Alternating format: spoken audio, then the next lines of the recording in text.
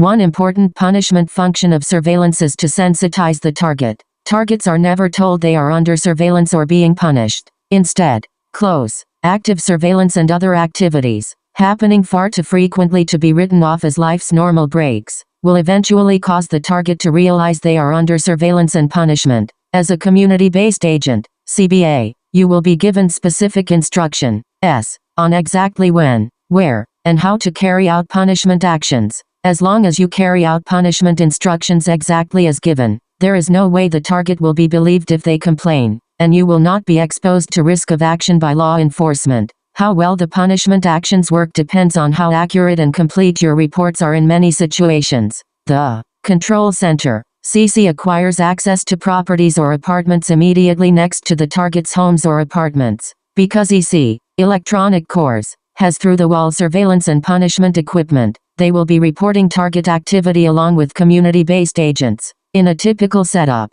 CBAs may be posted in a parked car where the target's home or apartment can be observed overnight. For example, in this setup, the CBA in the car may be instructed to call, using walkie-talkie style cell phones, another CBA, or team, waiting or patrolling by car nearby to follow the target. Or, you may be assigned to follow the target yourself. You will receive instructions from your local center as to following the target. Targets in transit may be either covertly or visibly followed. When in doubt, hang back a bit, and contact the center for instructions, as targets in transit can present many unanticipated situations. The center will always have the target's position monitored, so if a target gives the CBA the slip, it will assign other appropriate community-based agents to pick up the target at the earliest opportunity. Be sure to notify the control center immediately if you lose the target. When applying the visible following of a target, making the target uncomfortable because of your presence, you will be given instructions as to when to break off the following.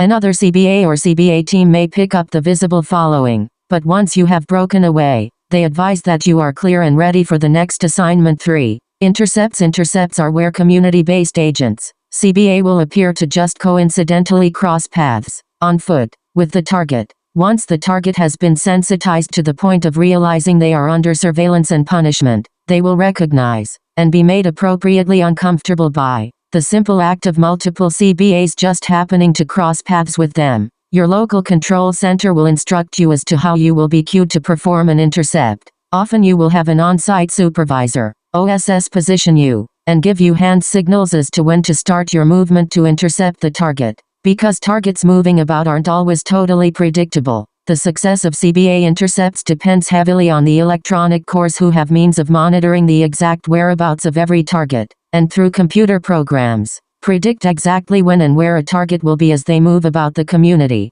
Your local OSS has a special means of receiving instant, silent instructions for the center. 1. Intercepting CBAs may be asked to perform one of the following forms of intercept. 2. Simple path crossing, requiring the target to take evasive action to avoid collision. Multiple CBAs sometimes perform this several times during a single outing by a target. On foot, walking for an extended period on the opposite side of the street from walking target. 3. Arriving at a place known to be a favorite of the target, and simply occupying that place just as the target is about to arrive. Restaurants, parks, public facility seating, even bus seats are examples. Sometimes just hanging out in such a location at times and places where people don't ordinarily do that. 4. Smoking, coin jingling, whistling, or toe tapping near the target at a location where the target is known to need to stand, as to wait for the bus, or standing right behind a target at a water fountain. 5. A group, as many as a dozen CBAs,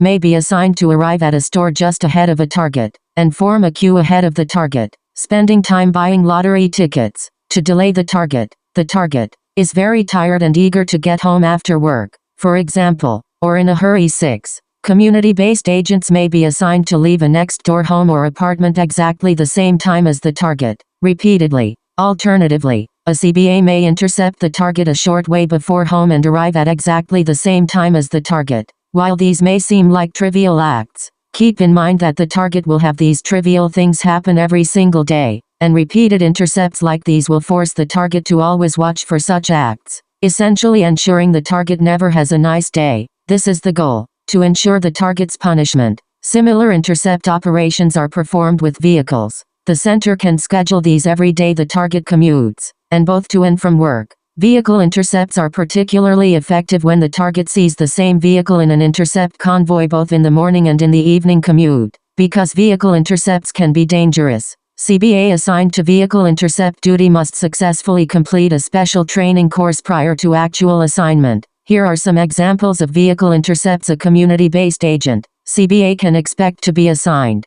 Parking so as to prevent a target's leaving a parking area, and then disappearing. Parking commercial vehicles often near target's home with something unusual about these vehicles, such as there is no need for that trade, or just unmarked white vans to make the target think the van is there to conduct surveillance. Simple following, or leading, a short distance, but every day. Doing this, both during target commutes and then other times, makes the target very uncomfortable. Passing a side street stop sign, then stopping an uncomfortable distance into oncoming traffic just as target is about to arrive at the side street, causing the target to have to slam on the brakes. This requires control center assistance and prompting by walkie-talkie style cell phone for a CBA vehicle convoy. Boxing in the target during a commute, forcing the target to travel at a lower speed than the target wants to travel. In some locations, the center will supply special license plates to CBA vehicles with short words which have special meaning to the target for a CBA convoy, and where the target is at a location and time where traffic is normally very sparse,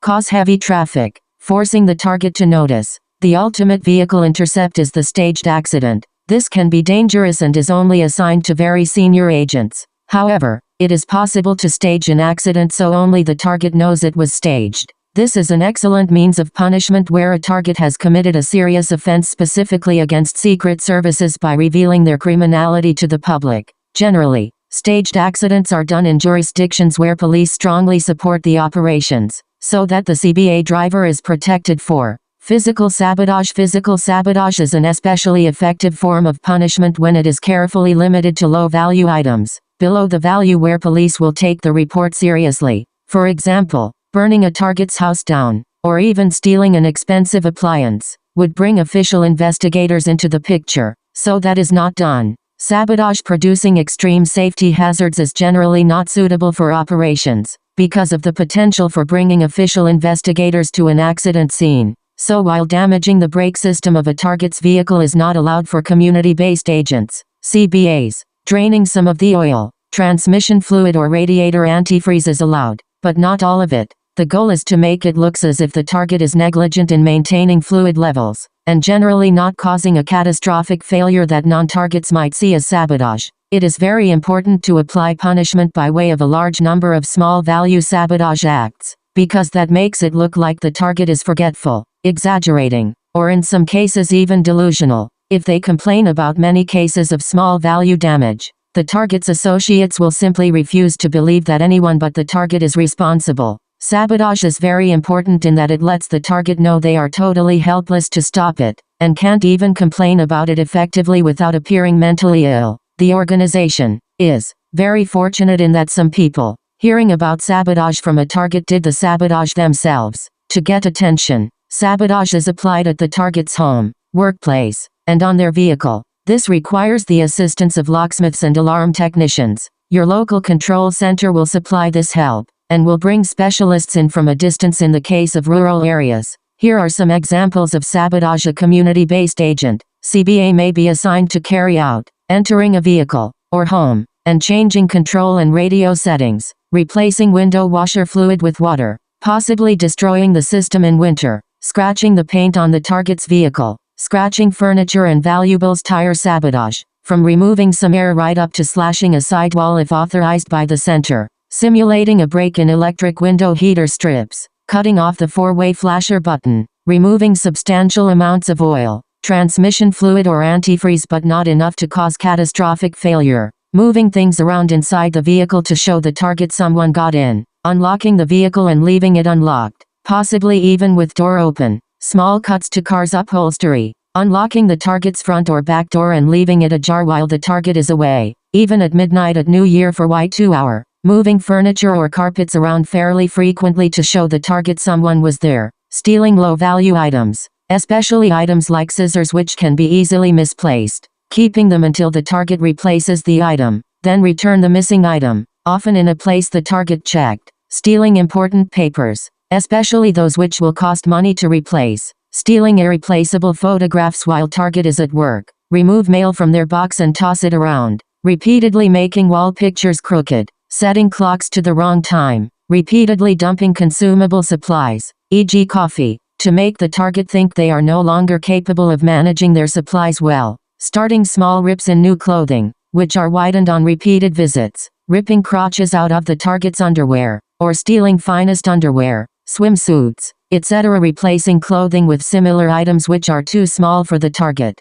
Like for children what target does not have. Ironing inside button flags over. Making buttoning the shirt or top difficult. Carefully working the tip of a knife through seams in any air mattress or cushion the target may own, including replacements. On a daily basis breaking zippers in clothes and bags, perhaps by pulling out a tooth or two. Shoving a knife through the soles of waterproof boots. At work, removing screws from the target's office chair, or at home dinner table leaving only one screw of 4, left to tilt the table with china. At work, damaging or destroying, if not extremely obvious, a target's work from a previous day. For example, the computer is broken again, possibly worse. At work, replacing current copies of computer files with an older copy, particularly serious if target is a computer programmer. At work, where some employees are or can be recruited to be community-based agents, set up mistaken deliveries of heavy goods which block the target's office. At work, if the target is responsible for parts of the operation which can be sabotaged, do so repeatedly just as the target starts eating lunch, or is about to leave for home. At work where the target is responsible for materials that can't be locked up, sabotage or with special permission from the control center steal the material. Thefts have to be carefully considered and authorized by your local center. Unless you have authorization, do not steal. One particularly effective type of theft is to remove small value, but often used items from the target's premises. Once the target has been observed purchasing a replacement, the item is returned. This not only causes the target to spend money uselessly, it also imposes a feeling of total helplessness on the target. 5. Sabotaging the target's reputation. Sabotaging the target's reputation and all that goes with it, such as ability to earn a living, business and personal relationships, is a very special operations category. Newer community-based agents will not be assigned to engineer the method, but will assist in passing rumors, which are the main means of destroying a target's public image. Rumors consist mainly of lies. However, in order to secure cooperation of specific members of the community to participate in the punishment phase. 1. General operations in general are of the active surveillance type. Passive surveillance is watching a target covertly, to obtain information about the target. Active surveillance can include information gathering, but it also includes the agent making the target aware they are under surveillance. Beyond active surveillance, agents perform acts to keep the target uncomfortable, around the clock. Although operations are silently approved of, and covered for by the official justice system, they are not seen as criminal in nature by citizens who do not have a strong sense of right and wrong. Agents must take great care that each and every act of punishment is deniable. This means that should the target complain to police, or any other officials, or friends, neighbors, family members, or doctors, the nature of the punishment must be seen as the target's overactive imagination, or better yet, an indication the target is mentally ill. The system has worked for years to recruit the medical establishment to help maintain deniability, and today, most targets are immediately labeled as mentally ill and often forced onto anti-psychotic medication when they complain, but their agents must still do their part skillfully, to perform acts of punishment, so that almost anyone the target complains to will deny a crime against the target has taken place. As an agent, you will be trained in how to do this. The system has been blessed with advanced technology which enables heavy punishment at times the target is in their home, silently, through walls, and this is very deniable. Agents must pass their initial training and demonstrate a high level of commitment to maintain community safety, and the ability to operate deniably, before they will be considered for advanced electronic punishment training. Electronic punishment training is beyond the scope of this manual. The organization is very fortunate in that we have been able to recruit top specialists to back up field operations people. Psychologists are the key to finding ways to maximize feelings of stress and hopelessness in the target, and degrading the target's health. from many individual minor invasive punishment acts. Technicians in all fields, telecommunications,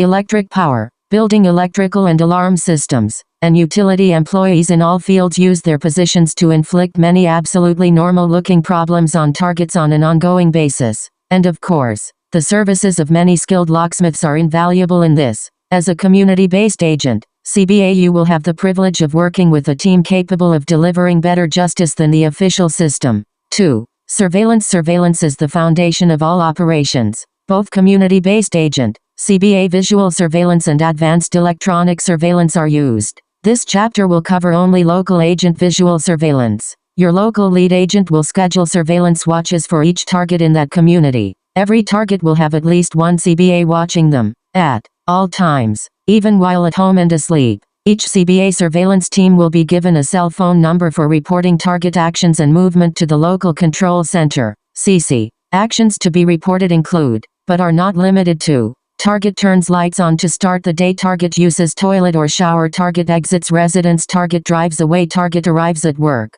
or target shops or visits any other establishment or location, target arrives home, target eats meal at home or in restaurant, target engages in sexual activity, target turns lights off at the end of the day, target turns light on in the middle of the night, target travels out of town. Some of these observations will be performed by the Electronic Corps, EC, but CBA should attempt to make and report as many detailed observations of target activity as possible. The reason such detail is necessary is that the punishment phase of active surveillance requires that supervisors customize each punishment action to match the personality of the target, and the need to make each punishment action appear to be life's normal breaks. One important punishment function of surveillance is to sensitize the target. Targets are never told they are under surveillance or being punished. Instead, close, active surveillance and other activities, happening far too frequently to be written off as life's normal breaks, will eventually cause the T.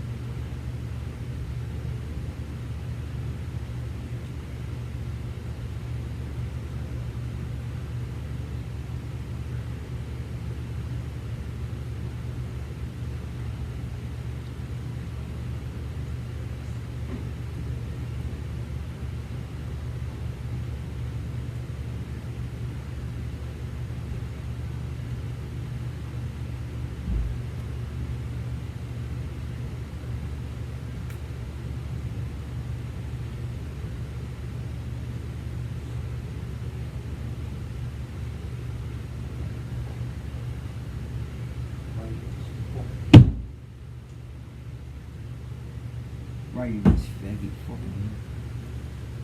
But he's sitting there smiling like I wouldn't do. He don't think I wouldn't. He don't think I wouldn't just walk by him and smash his fucking head like a bug. Stupid. So it just occurred to me why they have these cigarettes called 24/7, and they got all that stolen money. And it's to let me know that they're not gonna stop 24/7. This shit I already know, right?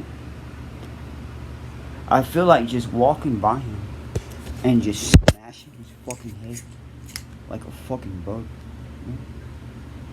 I really do. I really do. And if I feel that way, what means that what makes him think I would not do that? What makes him think that I wouldn't do that? He's a fucking terrorist, wanted for murder. What makes that faggot think that I would not do that? I guess it's just because he's stupid. But he's going to push me. He's going to push me to do something like that. Yes, he is. Listen, I know myself, bro. I know myself. And it's coming. It's coming. I'm going to show him what's up with 24/7, bro.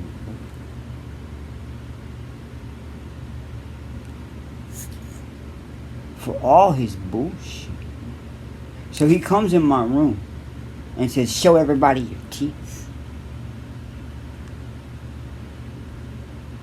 As you can hear, what was just said, what they do while you're sleeping. After they drug you and you can't wake up. I mean, these are all fraudulent licensed doctors. Such as this AKA Robert Fisher. Michael Foot.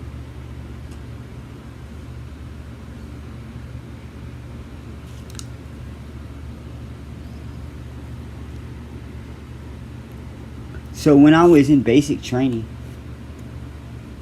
when I was sleeping one night, I woke up the next morning, like going for PT, was when I first noticed right here was gone. And there was no reason for it. I had perfect teeth. It was them. It was them. And so, all fraudulent Joseph would like everybody to see what he's been doing. So here you go. I'm not scared to show you. Because I'm innocent.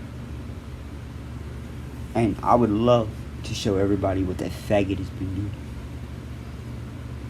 What that piece of dog shit, Middle Eastern faggot, pussy, bald-headed faggot in a mask has been doing.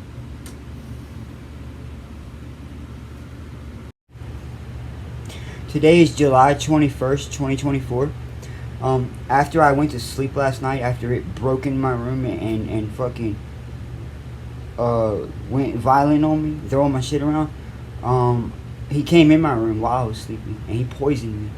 And now I'm sick again today. My stomach hurts. It's July 21st. He's in there with a smile on his face. Okay? And I just like to document his thinking.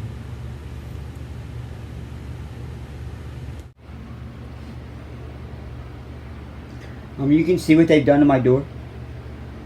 And they refuse to replace it. So they have easy access to getting in. But even when I had it, they would just break it down and still do the same thing anyway. But this is to make me feel even... You hear them in there slamming stuff around? You hear them, right? Mad about me making this documentary. To make me feel uncomfortable. When I first came here in this room, Michael just came in unannounced, right? And sat down in the chair I had in here. Told me, well, he says, well, you're older now and you're not as attractive as you used to be. Who's gonna want you, right? And then he says to me, he says,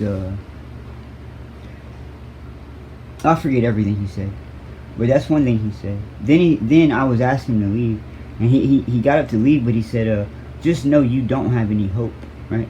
And then before he left, he turned his head back and he says, well, you know, it's too bad that I didn't get in trouble for what I did to you before you went in foster care in Alabama, which was beating me with a stripped extension cord from head to toes.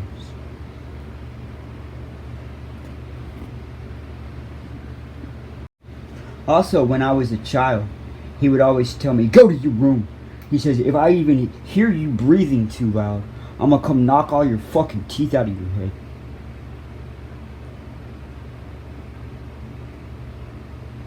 And oh yeah, if you ever tell anybody what I'm doing to you, I'm gonna kill you. He's told me that my entire life.